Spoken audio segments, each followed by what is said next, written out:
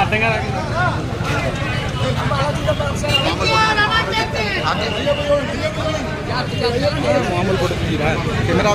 గత సంవత్సరం బట్టి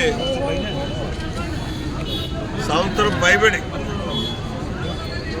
అన్నా క్యాంటీన్ ప్రతి సోమవారం మన జగ్గంపేటలో ఎన్టీఆర్ సముదాయంలో నిర్వహించడం జరుగుతుంది.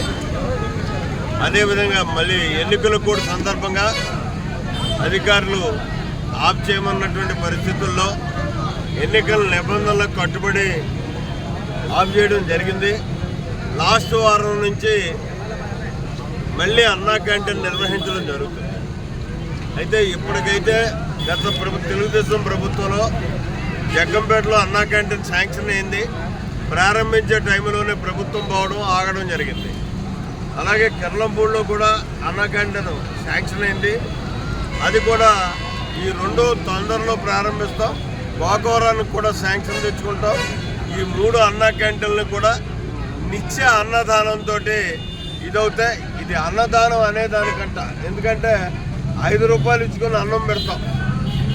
అతి తక్కువ ధరకి అన్నం పెట్టేటటువంటి కార్యక్రమాన్ని అన్నా క్యాంటీన్ల ద్వారా నిర్వహిస్తాం. కాబట్టి అన్నగారి యొక్క ఆశయం ఏదైతే ఉందో ఆకలితో పేదవాడు ఉండకూడదనేటటువంటి ఆశయానికి అనుగుణంగా తెలుగుదేశం ప్రభుత్వం తీసుకున్నటువంటి నిర్ణయం, దాన్ని మళ్ళీ పునర్వ్యవస్థీకరిస్తున్నామని చెప్పడానికి మాత్రం చాలా సంతోషిస్తున్నాను.